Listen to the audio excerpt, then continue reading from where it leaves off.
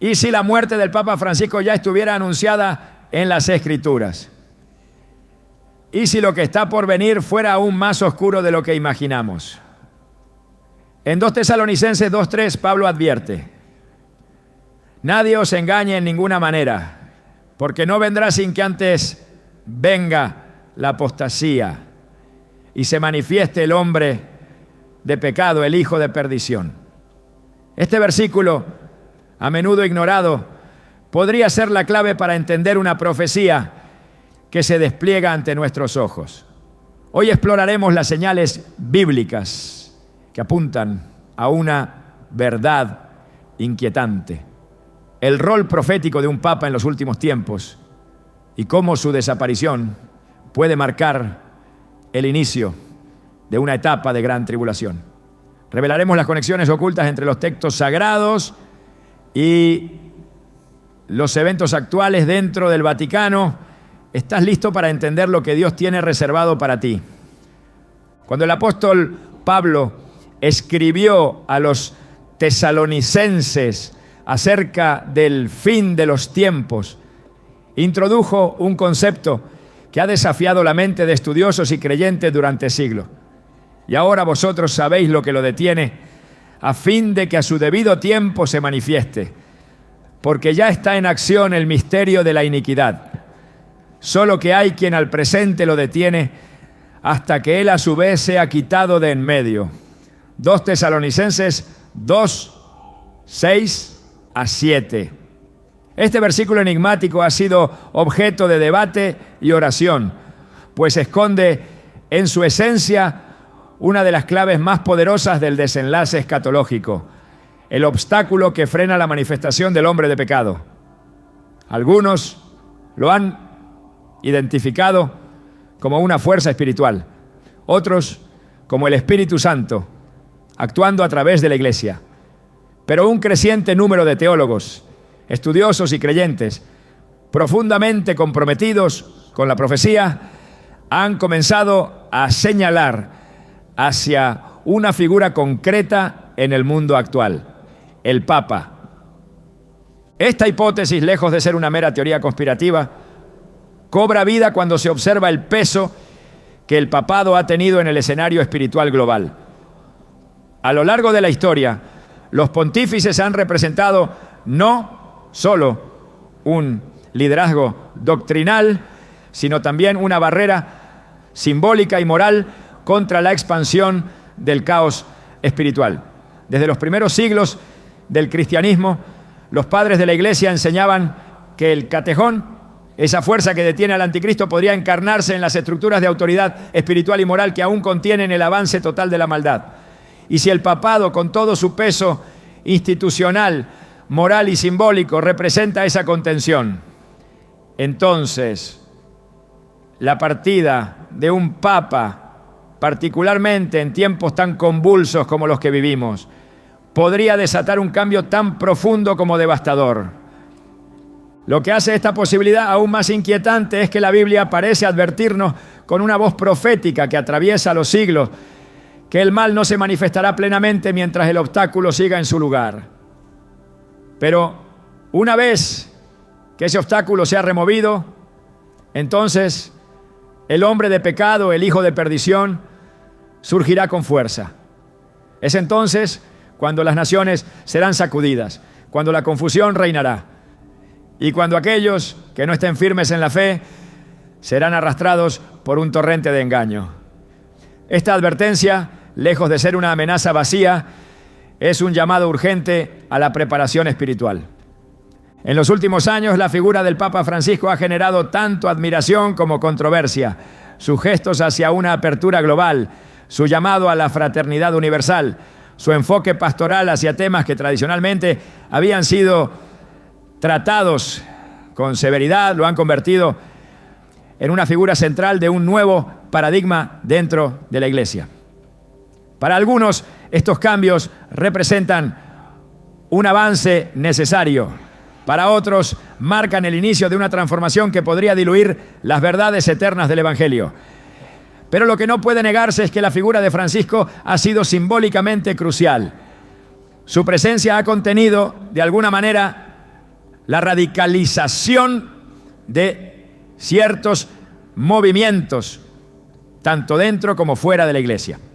Su muerte, por lo tanto, podría representar mucho más que la partida de un líder religioso. Podría ser el momento en que el obstáculo es quitado. Cuando miramos la historia bíblica, encontramos un patrón claro. La muerte de un ungido de Dios muchas veces marca un punto de inflexión espiritual.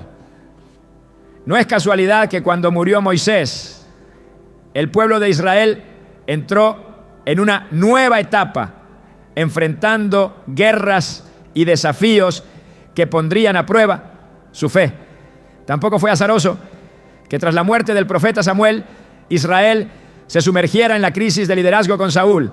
Y cuando murió el rey Josías, uno de los últimos reyes justos de Judá, la nación cayó rápidamente en la corrupción y fue llevada al exilio.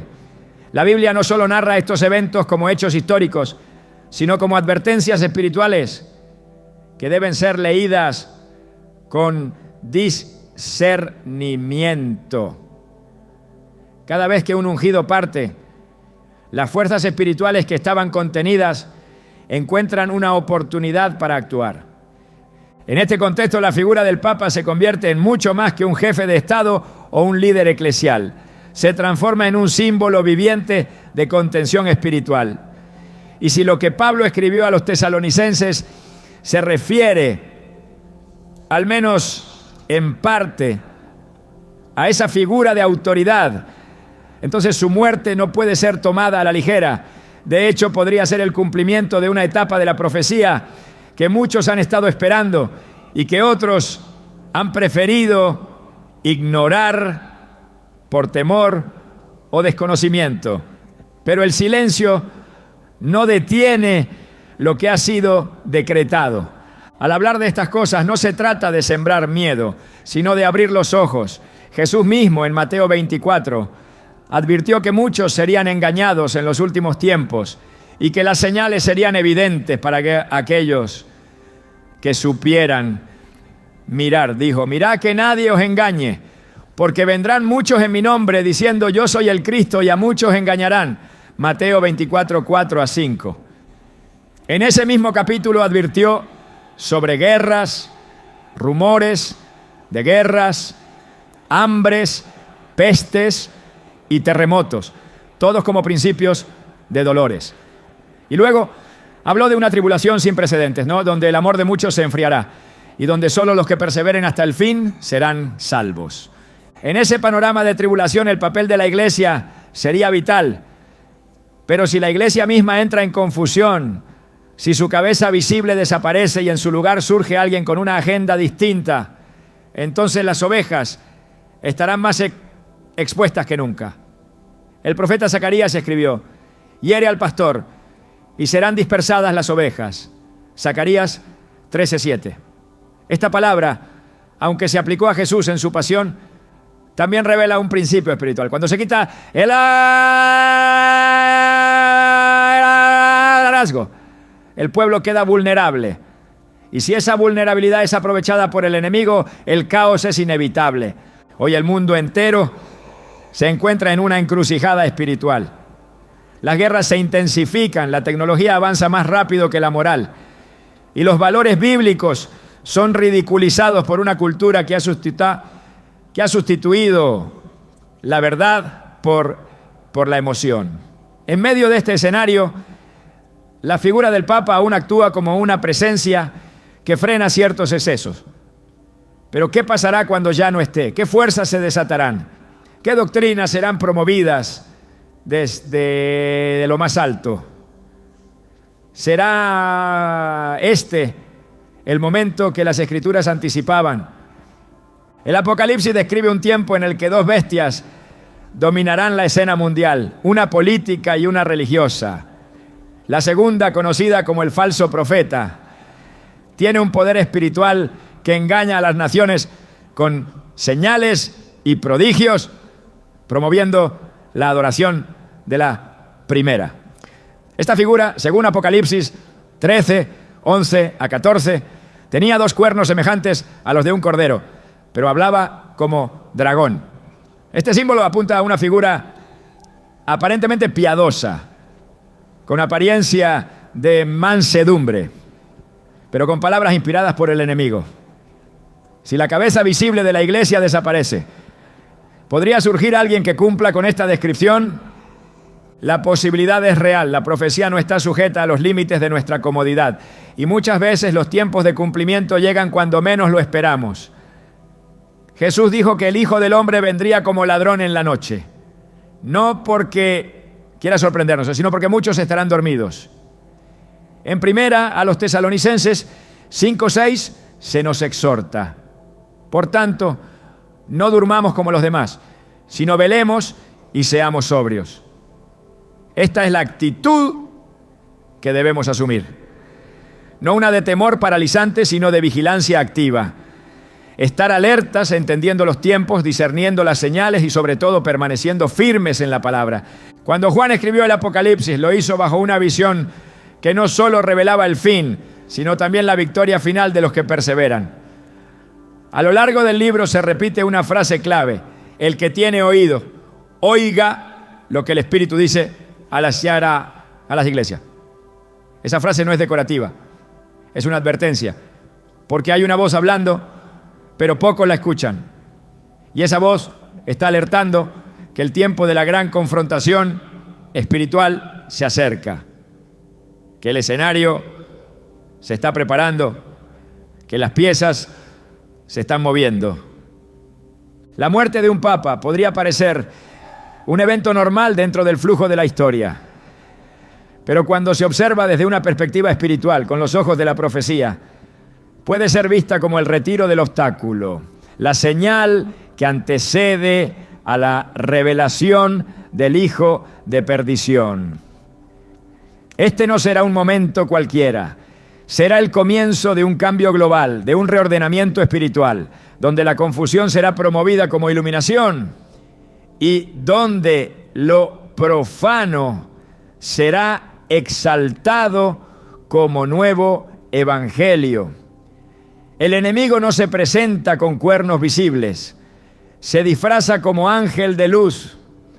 Por eso cada creyente debe comenzar a prepararse hoy, a cimentarse en la palabra, a buscar la guía del Espíritu, a fortalecer su fe, no en instituciones humanas, sino en el Dios vivo.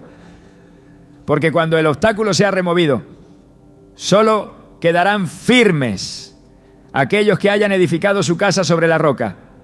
Jesús dijo: cualquiera pues que me oye estas palabras y las hace, le compararé a un hombre prudente que edificó su casa sobre la roca. Mateo 7:24. Y esa roca es Cristo. Esa es la única garantía ante los tiempos oscuros que se avecinan. Cuando el siervo de Dios muere, el cielo permanece en silencio por un instante, pero en la tierra algo siempre cambia. El pueblo que había sido guiado por su presencia queda expuesto, y una nueva etapa, muchas veces marcada por el juicio o la confrontación, se abre paso. Esta no es una idea simbólica ni una interpretación forzada, es un patrón bíblico repetido desde los primeros libros hasta los relatos proféticos. Cada vez que el Señor permite la muerte de uno de sus ungidos, es porque se avecina una transición espiritual de gran magnitud. Y cuando esa muerte ocurre en un tiempo de apostasía, idolatría o confusión generalizada, lo que viene no es restauración inmediata, sino purificación a través del quebranto.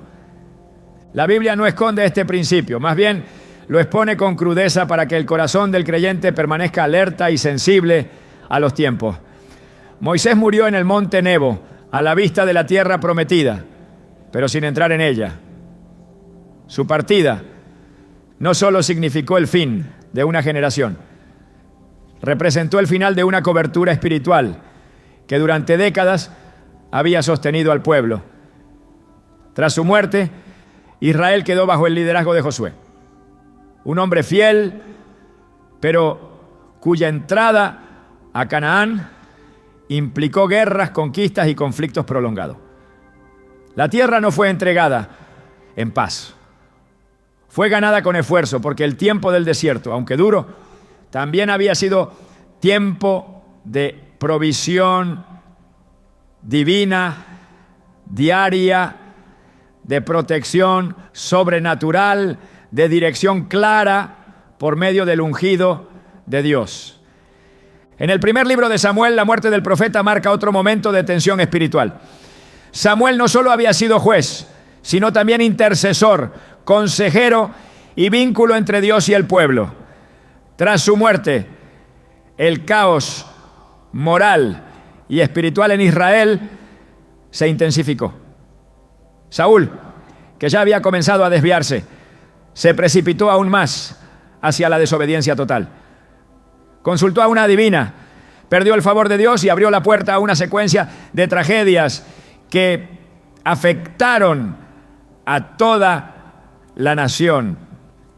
La ausencia del profeta permitió que los enemigos espirituales se manifestaran con mayor libertad.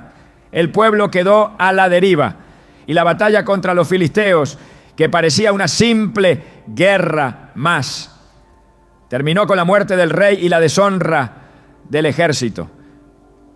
La muerte de Samuel fue más que el final de una vida. Fue el inicio de una etapa de exposición y juicio. Lo mismo sucedió cuando murió el rey Josías. Durante su reinado hubo una reforma espiritual. El libro de la ley fue hallado en el templo, se restauró el culto verdadero y por un breve periodo Judá pareció volver su corazón a Dios. Pero su muerte fue repentina. Fue herido en batalla y no vivió para ver las consecuencias de la rebelión que aún se escondía en los corazones del pueblo. Inmediatamente después, los reyes que le siguieron no anduvieron en los caminos del Señor. Y así, Judá cayó, fue sitiada, destruida, y su pueblo llevado cautivo. La muerte de Josías, aunque dolorosa, no fue arbitraria. Fue el punto de quiebre que separó el tiempo de gracia extendida de la hora del juicio inminente. Estos patrones no están ahí para adornar la narrativa bíblica, sino para advertir al lector espiritual. Dios obra por principios, y cuando un líder justo muere en tiempos de corrupción, el juicio no tarda. El cielo registra la falta de reverencia, el abandono de la verdad, el desprecio por las advertencias, y entonces se retira el manto de protección que hasta ese momento sostenía al pueblo. No se trata de castigos impulsivos, sino de una respuesta justa ante una rebeldía sostenida. En cada caso, Dios había hablado antes, había corregido, había enviado señales, pero cuando el corazón del pueblo se endurece y el ungido parte, el juicio se activa. Cuando analizamos este patrón a la luz de los tiempos actuales, no podemos evitar la pregunta: ¿qué pasará si el Papa Francisco muere en medio de la crisis doctrinal y espiritual más profunda que ha enfrentado la Iglesia en siglos? ¿No sería su muerte el eco de aquellos episodios bíblicos en los que el retiro de un líder marcaba el fin de una etapa de contención espiritual?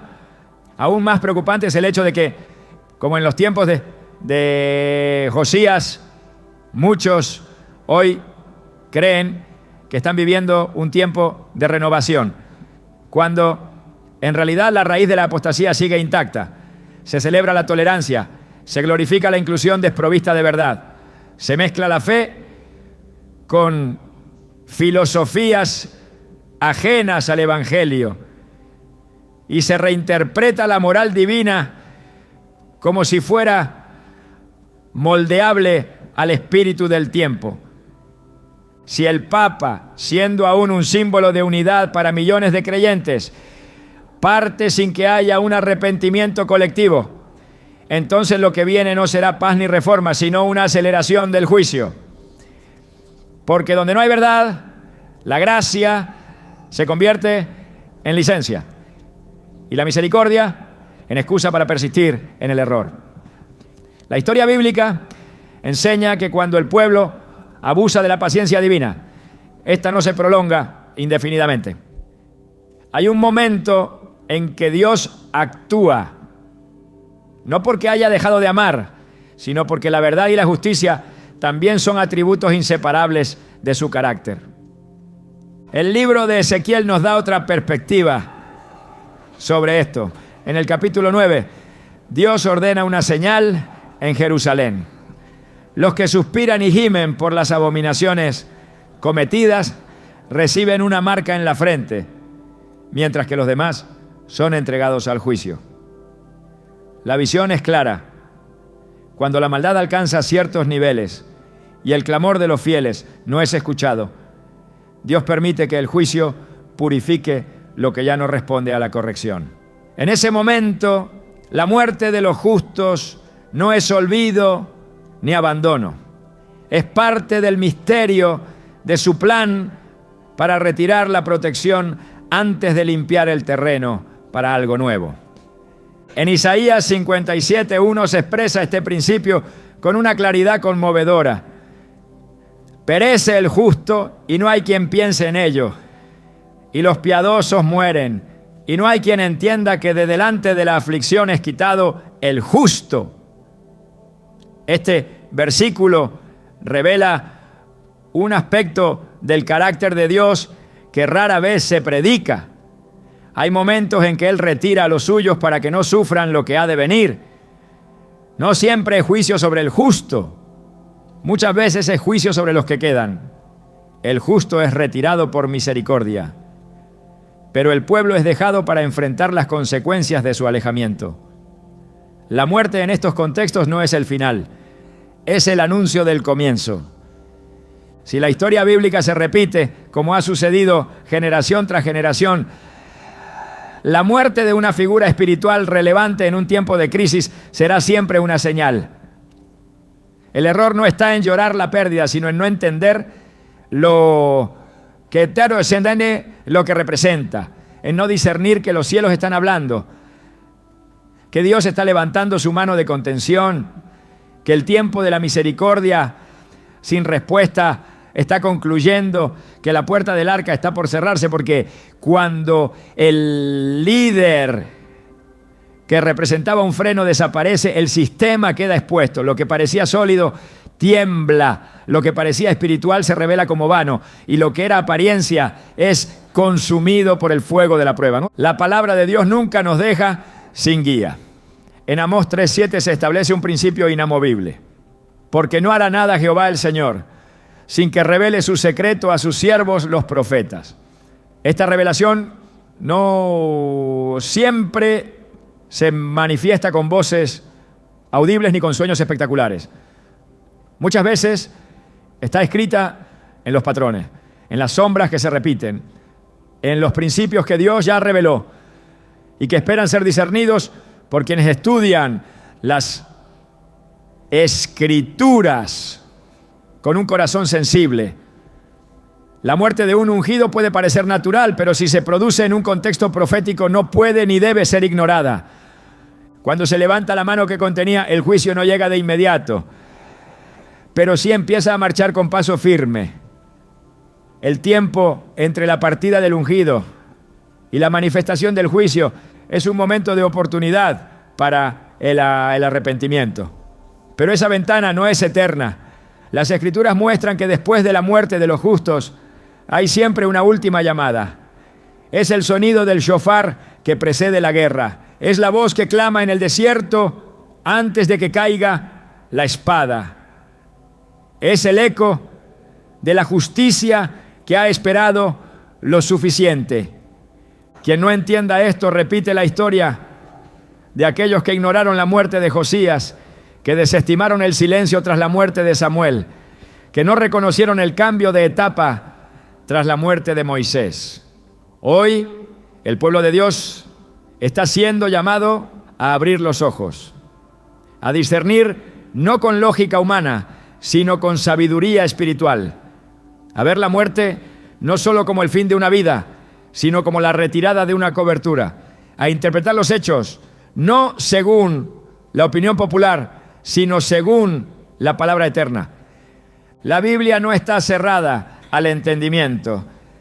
Es clara con los que buscan con humildad. Lo que fue escrito para advertencia nuestra, no para crear temor sin propósito, sino para preparar al pueblo. El juicio siempre es precedido por señales. Y cuando el último ungido es retirado, la señal ha sido dada. La apostasía no llega como un terremoto que sacude el suelo en un instante. No se manifiesta con estruendos ni con señales que todos reconocen de inmediato. Llega como una brisa sutil, como un cambio casi imperceptible en el lenguaje, en las prioridades, en las convicciones.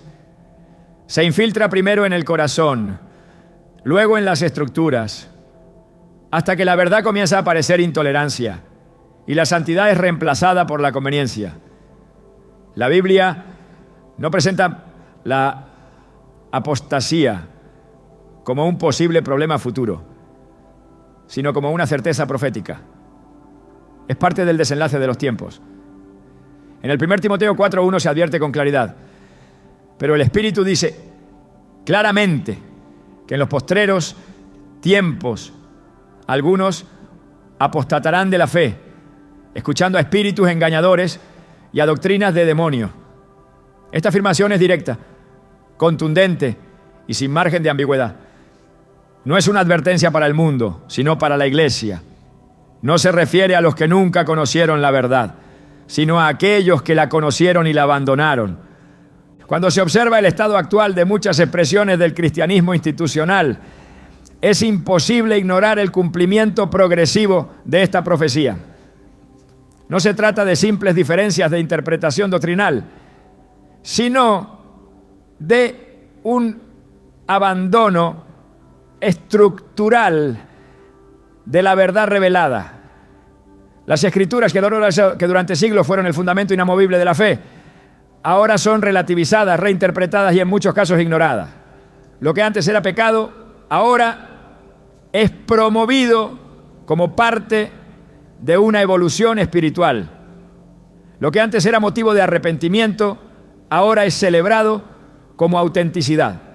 En este contexto, la muerte de una figura clave, como el Papa Francisco, podría ser interpretada no solo como el final de una era, sino como el clímax de una etapa de deterioro doctrinal que ya ha alcanzado niveles alarmantes. El apóstol Pedro también anticipó este fenómeno. En 2 Pedro 2:1 escribió: pero hubo también falsos profetas entre el pueblo, como habrá entre vosotros falsos maestros, que introducirán encubiertamente herejías destructoras, y aún negarán al Señor que los rescató, atrayendo sobre sí mismos destrucción repentina. El énfasis en la palabra encubiertamente es esencial, porque la apostasía no entra como herejía declarada, sino como adaptación, como contextualización, como reinterpretación supuestamente necesaria para los tiempos modernos. Y así, sin que muchos lo noten, el Evangelio comienza a perder su filo. La cruz se convierte en un símbolo vacío, el pecado en una construcción cultural y la salvación en una experiencia emocional sin necesidad de arrepentimiento ni obediencia. En muchas regiones, especialmente donde la tradición cristiana ha sido fuerte por siglos, el lenguaje de la fe se mantiene, pero el contenido ha cambiado. Se habla de amor, pero se ignora su definición bíblica. Se proclama unidad, pero se rechaza la santidad. Se predica inclusión, pero se oculta la verdad. Estas distorsiones no son simples desviaciones, sino señales del espíritu de engaño que la Escritura describe como operante en los últimos tiempos. En 2 Tesalonicenses 2, Pablo declara: por esto Dios les envía un poder engañoso para que crean la mentira, a fin de que sean condenados todos los que no creyeron a la verdad, sino que se complacieron en la injusticia. Esta es una de las advertencias más severas del Nuevo Testamento. No se trata simplemente de error humano, sino de juicio divino sobre una generación que prefirió el engaño a la verdad. La apostasía no solo cambia las palabras, también altera la percepción de la autoridad. En muchos sectores de la iglesia, la autoridad de la Escritura ha sido sustituida por la autoridad de la opinión pública, de los movimientos sociales, de la psicología secular o de las resoluciones de comités eclesiásticos. Cuando la voz de Dios es reemplazada por el consenso humano, el colapso espiritual es inevitable. Ya no se busca agradar a aquel que nos llamó, sino adaptarse a los que demandan una fe sin confrontación, sin sacrificio, sin compromiso. Esta es la fe diluida de los últimos días, una forma de piedad que niega su poder, como lo señala 2 Timoteo 3:5. Tendrán apariencia de piedad, pero negarán la eficacia de ella. A estos evita. Cuando se considera la posibilidad de que la muerte del Papa Francisco ocurra en este contexto de apostasía creciente, la dimensión profética se intensifica. No se trata simplemente de una transición institucional, sino de una señal espiritual con implicaciones escatológicas profundas. La Iglesia, ya fragmentada doctrinalmente, podría caer en un vacío de autoridad aún mayor, y el espacio que deje esta figura central podría ser ocupado por líderes que no buscan la verdad, sino la consolidación de una agenda que se alinea más con los valores del mundo que con los del reino de Dios. Apocalipsis 2 y 3, en sus cartas a las iglesias, advierte repetidamente sobre el peligro de tolerar falsas enseñanzas y de perder el primer amor. Estas cartas no fueron dirigidas a incrédulos, sino a comunidades creyentes, lo cual refuerza la idea de que la corrupción doctrinal comienza dentro, no fuera. La estrategia del enemigo nunca ha sido simplemente destruir la iglesia desde fuera. Su mayor efectividad se ha visto cuando logra infiltrar ideas, suavizar posturas y transformar la verdad en algo negociable. Jesús, al hablar de los falsos profetas, los describió como lobos vestidos de ovejas. Mateo 7:15. La imagen es clara. No se presentan como enemigos, sino como parte del rebaño. Hablan el lenguaje de la fe, utilizan las escrituras, apelan a la compasión, pero su mensaje está envenenado con sutileza. Esta es la mayor amenaza de la apostasía, que no viene con rostro de enemigo, sino con apariencia de amigo. La corrupción espiritual comienza cuando se deja de amar la verdad. No simplemente cuando se cometen errores, sino cuando se escoge rechazar la corrección, ignorar la convicción del Espíritu y resistir la luz. En Romanos 1, Pablo describe el descenso moral y espiritual de una generación que, conociendo a Dios, no le glorificó como a Dios ni le dio gracias, sino que se envaneció en sus razonamientos. El resultado fue que Dios los entregó a una mente reprobada. Este entregar no es abandono arbitrario, sino respuesta a una decisión consciente y persistente de rechazar la verdad. La apostasía es, en su esencia, la elección repetida de negar lo que Dios ha revelado. El peligro mayor no está en los ataques externos, sino en la pérdida interna de la verdad. La iglesia de la Odisea, mencionada en Apocalipsis 3:13 a 22, es el ejemplo perfecto de una comunidad religiosa que creía estar en buen estado, pero que en realidad estaba espiritualmente arruinada. Decía: yo soy rico y me he enriquecido y de ninguna cosa tengo necesidad. Pero el Señor le respondió: ¿y no sabes que tú eres un desventurado, miserable, pobre, ciego y desnudo? Este autoengaño es uno de los frutos más comunes de la apostasía. Creer que todo está bien cuando el juicio está a las puertas. En este escenario, la desaparición de una figura que ha contenido, por medio de su influencia global, ciertos niveles de fractura interna, podría acelerar el derrumbe. Ya no habría freno, ni una voz de consenso que mantenga cierto equilibrio. Lo que vendría sería una lucha abierta por el control espiritual de una estructura que sin fundamento bíblico sólido estaría lista para ser tomada por el espíritu del error. Apocalipsis 17 describe a la gran ramera sentada sobre muchas aguas, una figura que ha sido interpretada como símbolo de un sistema religioso corrompido que fornica con los reyes de la tierra. Su poder es espiritual, pero sus alianzas son políticas. Este sistema no nace de la noche a la mañana. Se forma lentamente mientras la verdad se diluye y la conveniencia se convierte en el nuevo Dios.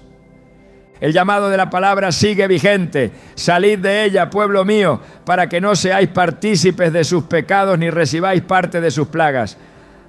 Apocalipsis 18:4. Este mandato no es para el mundo, sino para el remanente fiel. Para aquellos que aún escuchan la voz del buen pastor, que reconocen que la verdad no se negocia, que entienden que seguir a Cristo implica cargar la cruz y renunciar a todo lo que se opone a su palabra. En medio de una apostasía globalizada, el verdadero discípulo es aquel que permanece fiel, aun cuando la mayoría elige el camino ancho. Quienes aún guardan la fe deben prepararse. La muerte del Papa Francisco, si se produce en este contexto, no será simplemente un evento religioso, será una señal profética de que el colapso espiritual ya no puede ser contenido. Y en ese momento, cada creyente deberá decidir si sigue la voz del mundo o la voz del Cordero. Porque la apostasía no se combate con programas, ¿no?, sino con fidelidad. No se detiene con debates, ¿no?, sino con obediencia. No se disipa con popularidad, sino con santidad. Cuando Juan fue llevado en espíritu al cielo para recibir la revelación, lo primero que vio fue una puerta abierta. Pero esa puerta no conducía a tranquilidad, sino a un trono rodeado de relámpagos, voces y señales. El Apocalipsis no empieza con consuelo, sino con una sacudida visual y espiritual. Dios no se presenta como un anciano con palabras suaves, sino como un fuego consumidor que muestra a su siervo lo que debe suceder pronto. Porque antes de que llegue el fin, hay imágenes que deben ser vistas, símbolos que deben ser comprendidos y señales que no deben ser ignoradas. No están allí como adorno, sino como advertencia. En la actualidad hay lugares en el mundo donde estas señales están impresas en piedra, en cúpulas, en arte sacro, en vitrales y esculturas. No están ocultas, pero no son comprendidas. Están a la vista de todos, pero pocos las descifran. El Vaticano, centro neurálgico de una de las expresiones religiosas más poderosas del planeta, se ha convertido en un epicentro de simbolismo espiritual que, al ser observado con ojos proféticos, comienza a revelar una narrativa inquietante. Porque hay imágenes que no corresponden a lo sagrado y hay discursos que no son reflejo de la palabra, aunque se pronuncien desde altares consagrados. El profeta Ezequiel recibió una visión en la que fue llevado al templo en Jerusalén. Allí, entre los atrios y el altar, vio grabados en las paredes toda clase de abominaciones, figuras de animales, ídolos y criaturas extrañas. Hijo de hombre, ¿ves lo que hacen?, le preguntó el Señor, y luego lo llevó más adentro. En cada nivel la corrupción era más profunda, no era una ciudad pagana, era el templo. Y desde allí, desde lo que debía ser santo, se había comenzado a invocar lo profano.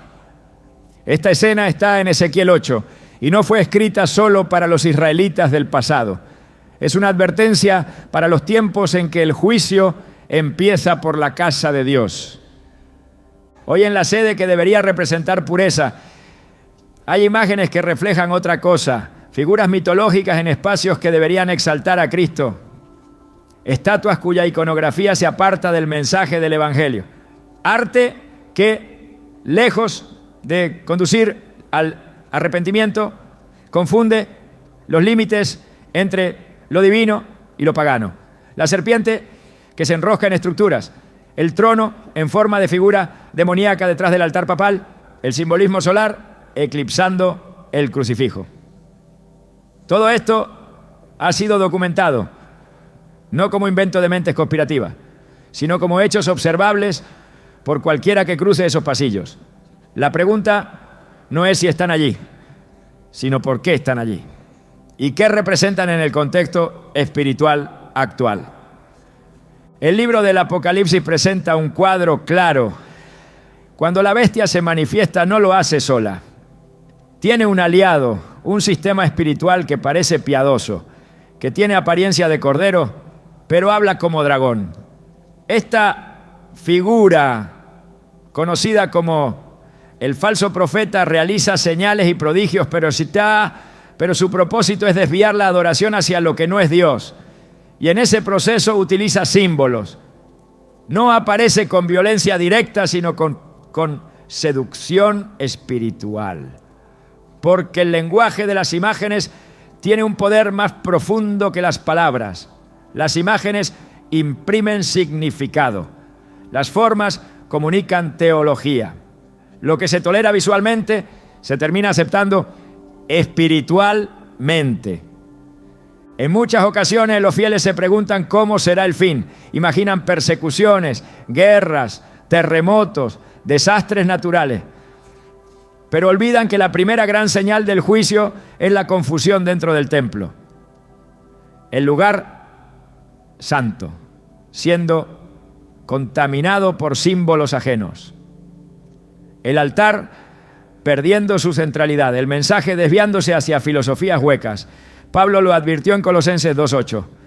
Mirad que nadie os engañe por medio de filosofías y huecas sutilezas, según las tradiciones de los hombres, conforme a los rudimentos del mundo y no según Cristo. Cuando estas tradiciones se imprimen en piedra, en mármol, en bronce y oro, el mensaje ya no es implícito, es visible, permanente, institucional.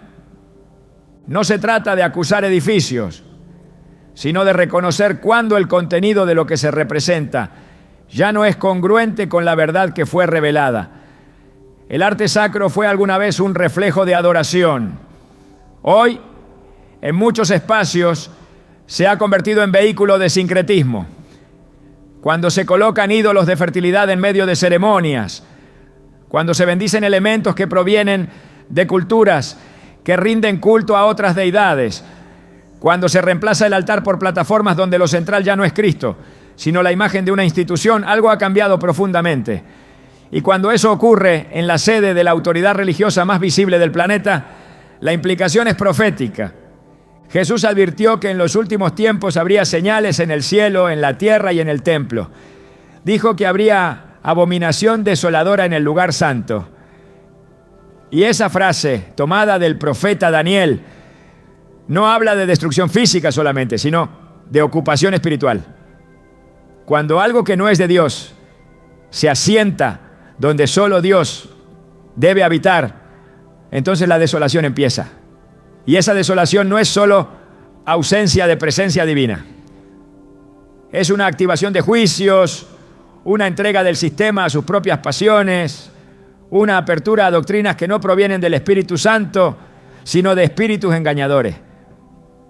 En Apocalipsis 13, el falso profeta no se presenta como enemigo, sino como aliado de la fe. Su poder no está en la fuerza, sino en la persuasión.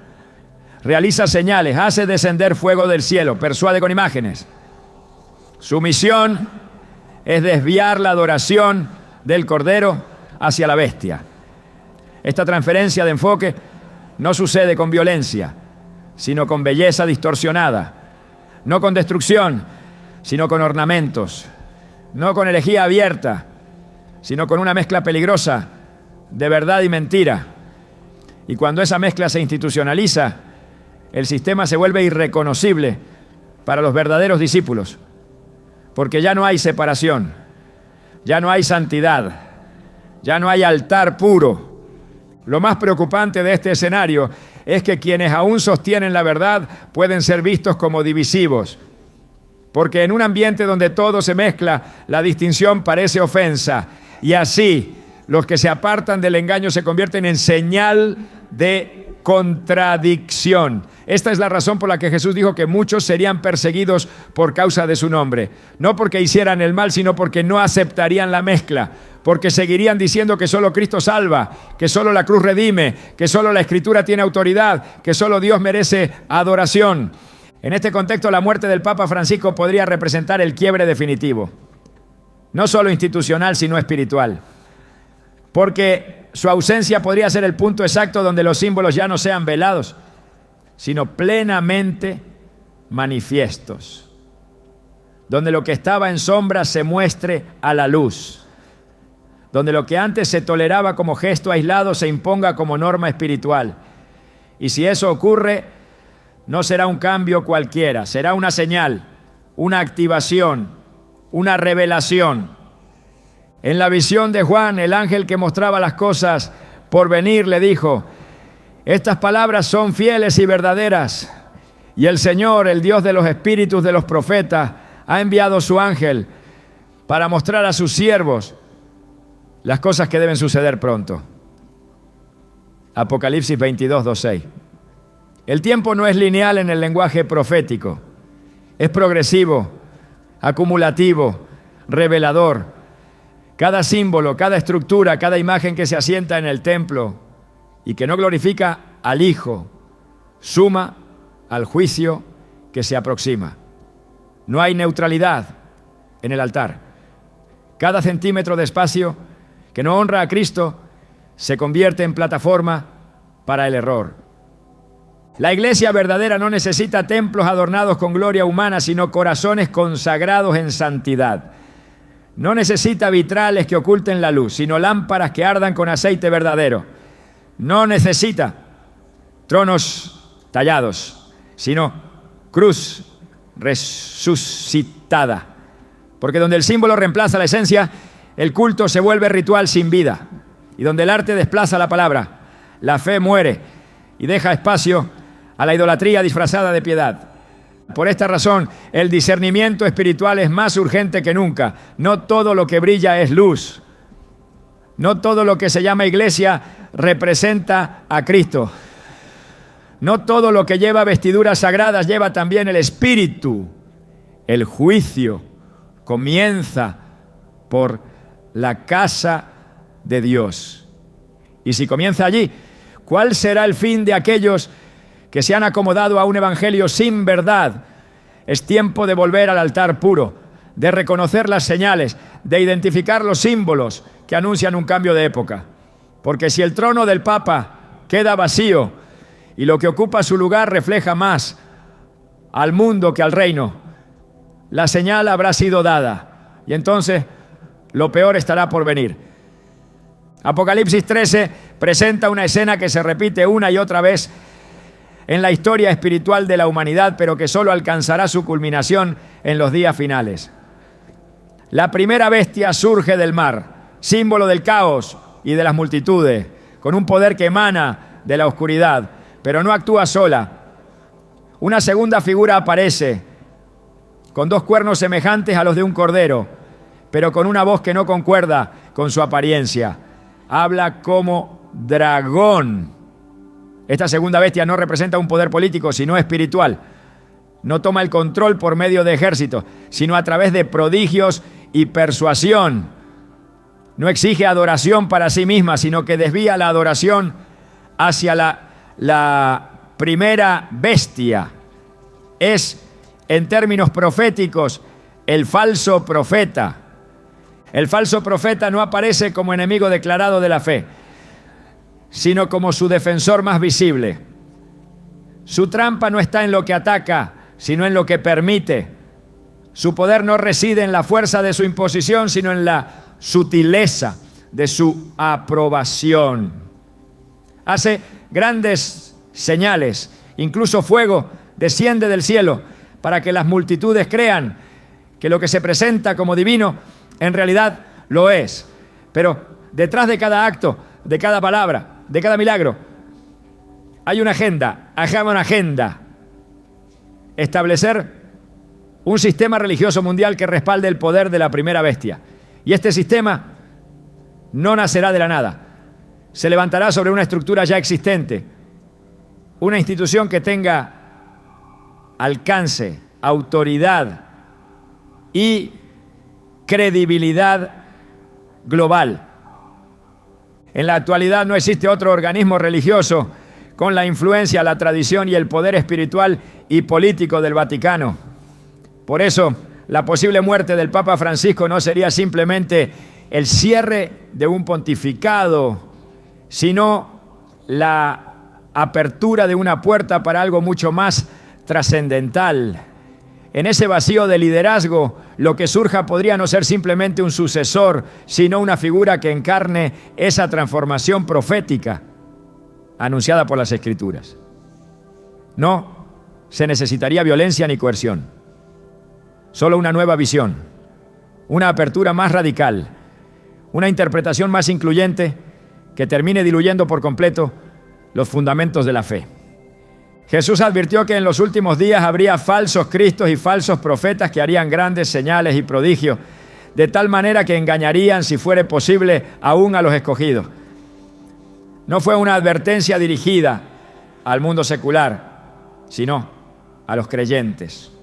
Porque el engaño que más destruye no es el que viene desde afuera, sino el que nace desde dentro, el que usa el nombre de Dios, pero distorsiona su carácter, el que invoca la paz, pero ignora la verdad, el que predica el amor, pero olvida la justicia. El falso profeta tendrá el poder de animar a las naciones a hacer una imagen de la bestia. Esta imagen, según Apocalipsis 13, recibe aliento para hablar y hacer que todos adoren, bajo amenaza de muerte. Lo que comienza como una alternativa espiritual termina siendo un instrumento de control global. Y el punto de inflexión es claro. Sin la figura que representa el freno, la contención desaparece. El escenario está preparado para la sustitución. El lugar que ocupaba una voz moderadora puede convertirse en el púlpito del mayor engaño religioso de la historia. El apóstol Pablo ya lo había señalado en su carta a los tesalonicenses. Antes de la venida del Señor, tiene que manifestarse la apostasía y revelarse el hombre de pecado, el hijo de perdición, el cual se opone y se levanta contra todo lo que se llama Dios o es objeto de culto. Pero antes de que ese ser sea revelado, algo lo detiene. Esa contención, ese catejón, ha sido interpretado de múltiples formas. Pero si esa contención tiene rostro, si está representada por una figura visible dentro del sistema eclesial, su muerte marcaría un punto sin retorno. La humanidad no será forzada a aceptar la mentira. Será persuadida, será seducida por discursos de paz, por una espiritualidad global sin distinciones, por una religión que promete unidad sin santidad, aceptación sin transformación. Y el instrumento de esa persuasión será alguien que hable con autoridad, que represente la continuidad del cristianismo, pero que no tenga interés en preservar su verdad. Cuando el falso profeta se manifieste, no vendrá con una nueva religión, sino con una versión modificada de la que ya existe, desprovista de la cruz, sin la necesidad de arrepentimiento, sin obediencia, sin temor de Dios. En Apocalipsis 16:13, esta figura es descrita como una de las bocas de donde sale un espíritu inmundo en forma de rana, símbolo de impureza espiritual, de manipulación y de mentira profética. Su palabra no edificará, confundirá, no conducirá al arrepentimiento, sino a la complacencia. No despertará temor reverente, sino una sensación ilusoria de armonía entre lo santo y lo profano. Esta es la antesala del gran día del juicio. Por eso, cuando se observe el cambio en el trono papal, no solo debe analizarse lo que se dice, sino lo que se deja de decir. No solo lo que se proclama, sino lo que se calla. Porque el falso profeta no necesita renegar de la fe. Solo tiene que reinterpretarla hasta que pierda su esencia. Su triunfo será hacer que millones crean que siguen a Dios, mientras se han desviado del Cordero. La noche nunca cae de golpe, se desliza lentamente sobre la tierra, robando la luz minuto a minuto, hasta envolverlo todo en sombras. Así también se aproxima el tiempo del juicio, el tiempo de prueba, el tiempo en que la fidelidad será puesta en la balanza. El corazón del creyente no debe temer la oscuridad si ha aprendido a mantenerse encendido en la espera, porque las profecías no fueron dadas para infundir miedo, sino para formar una generación vigilante, una generación capaz de caminar con convicción aun cuando el resto del mundo duerma. En Mateo 24:42, Jesús da una orden directa y sin adorno. Velad pues, porque no sabéis a qué hora ha de venir vuestro Señor. Esa instrucción no es opcional, es la clave para permanecer firmes cuando los cielos se agiten y las estructuras humanas colapsen. El llamado a velar implica mucho más que estar informado. No se trata de acumular conocimiento profético, sino de vivir en una postura de constante rendición, dependencia y discernimiento. Significa tener la lámpara encendida, el aceite renovado y el oído afinado al susurro del Espíritu. En los días de Noé, la generación que pereció no ignoraba que aquel hombre construía un arca. Lo veían, lo oían, sabían lo que predicaba. Pero no creyeron porque no estaban dispuestos a abandonar sus caminos. La vigilancia verdadera no es pasiva, es activa. Se manifiesta en la forma de vivir, en la manera de decidir, en lo que se prioriza cada día. La muerte del Papa Francisco, si ocurre en este contexto profético, no será simplemente una pérdida institucional, será una señal para quienes saben leer los tiempos, como lo fue la muerte de Samuel, la caída de Josías, o el silencio de Dios en los años previos a la aparición de Juan el Bautista. Cuando la voz que antes contenía se apaga, los oídos del remanente deben agudizarse, porque el tiempo que sigue a la retirada de la contención no es un vacío, es una aceleración. La oscuridad avanza con rapidez y aquellos que no estén afirmados en la verdad serán arrastrados por una corriente de confusión cuidadosamente diseñada para parecer piadosa. La preparación que demanda el cielo no comienza en el templo, sino en el corazón. El altar del alma debe ser restaurado, como lo hizo Elías en el Monte Carmelo antes de que descendiera el fuego. El pueblo había mezclado su adoración. El nombre del Señor se pronunciaba, pero también se ofrecían sacrificios a Baal. Esa dualidad provocó una sequía espiritual, que solo fue rota cuando se restauró el altar caído. En el primer Rey 18:30 leemos: reparó el altar de Jehová que estaba arruinado. No puede haber fuego sin altar. No puede haber gloria sin restauración. No puede haber victoria sin arrepentimiento. En tiempos donde la apostasía se institucionaliza y el error se normaliza, el remanente debe vivir separado, no por arrogancia, sino por fidelidad. La santidad no es una marca elitista, es un mandato divino. Sed santos, porque yo soy santo, dice el Señor en 1 Pedro 1:16. Esta santidad no se refiere a apariencias externas ni a costumbres humanas, sino a una vida apartada para Dios, guiada por su palabra y encendida por su espíritu. Es una separación que comienza con la mente, continúa con el carácter y se evidencia en cada acto. En un mundo donde lo profano se disfraza de espiritualidad, la santidad es el mayor acto de resistencia. Prepararse implica también identificar las voces que vienen de Dios y rechazar las que, aunque populares, no provienen del trono celestial. En Jeremías 23:16 se advierte con firmeza: así ha dicho Jehová de los ejércitos, no escuchéis las palabras de los profetas que os profetizan, os alimentan con vanas esperanzas, hablan visión de su propio corazón, no de la boca de Jehová. El remanente no sigue la voz más fuerte, sigue la voz más fiel, no busca los mensajes más cómodos, sino los más verdaderos, porque en la hora de la prueba solo la verdad sostiene, solo la verdad protege, solo la verdad libera. Jesús enseñó que muchos caerán en la gran tribulación, no porque no conocían, sino porque no estaban preparados. En la parábola de las 10 vírgenes, todas esperaban al esposo, todas tenían lámpara, pero solo 5 tenían aceite suficiente. El aceite representa la presencia del Espíritu, la vida de intimidad, la constancia en la fe. No se consigue de un momento a otro, no se improvisa, se cultiva en lo secreto, se renueva con oración, con obediencia, con quebranto.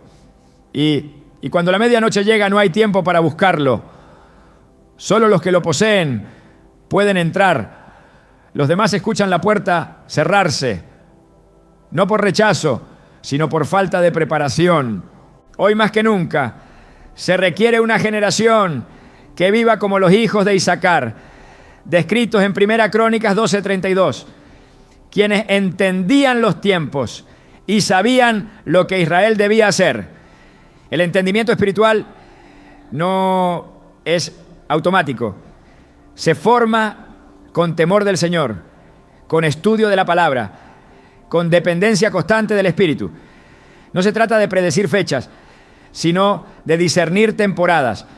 No se trata de calcular el día, sino de reconocer la atmósfera. La atmósfera del fin ya está aquí. El sistema del anticristo se está articulando. El espíritu de la apostasía ya opera. Las señales están en marcha y el reloj profético avanza. La preparación también requiere valentía, porque quien decide vivir conforme a la verdad será atacado, no necesariamente por el mundo, sino por los que, dentro del sistema, no toleran la luz. Jesús dijo en Juan 3:19-20, la luz vino al mundo, pero los hombres amaron más las tinieblas que la luz, porque sus obras eran malas. En los días que vienen, los que predican arrepentimiento serán llamados divisivos. Los que proclaman santidad serán considerados fanáticos. Los que no se dobleguen ante el sistema serán rechazados. Pero ese rechazo será la evidencia de que caminan con Dios. Porque la amistad con el mundo es enemistad con Dios, como enseña Santiago 4:4. La vigilancia espiritual no es aislamiento, es enfoque. No se trata de vivir con miedo, sino con propósito. Cada día es una oportunidad para fortalecer la fe, para levantar el altar, para encender la lámpara. El tiempo del letargo ha terminado. Ya no se puede vivir de apariencias. No se puede sostener una fe heredada. No se puede sobrevivir con palabras prestadas. Hay que conocer al Dios vivo. Hay que ser llenos del Espíritu Santo.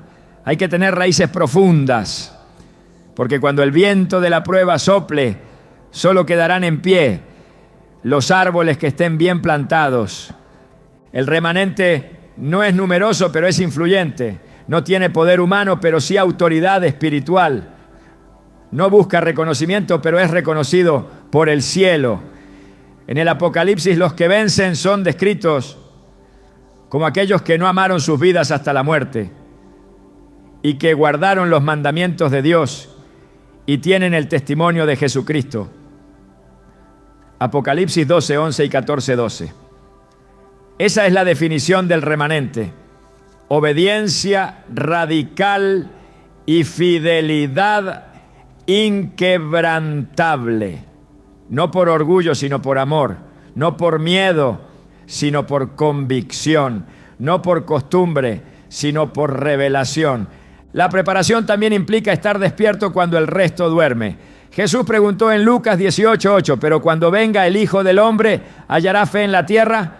Esa pregunta no es retórica, es una advertencia. No todos estarán firmes, no todos resistirán, no todos perseverarán. Por eso la fe debe ser cuidada, alimentada, fortalecida. La fe que vence es la que se ejercita cada día.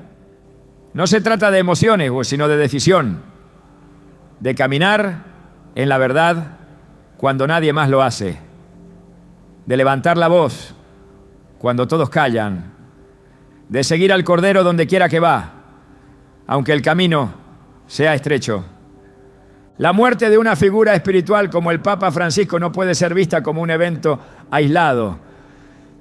Será en este escenario profético una advertencia final para los que aún tienen oídos para oír. Una confirmación de que el tiempo de la separación ha llegado. La luz y las tinieblas no pueden convivir. El trigo y la cizaña crecerán juntos por un tiempo, pero la siega se aproxima. Y en esa siega solo los preparados serán recogidos. Cuando el juicio se aproxima, no siempre ruge como un león. A veces se arrastra silencioso como una sombra sobre el altar, esperando que los ojos consagrados lo reconozcan antes de que sea demasiado tarde. Lo que está escrito no puede ser borrado.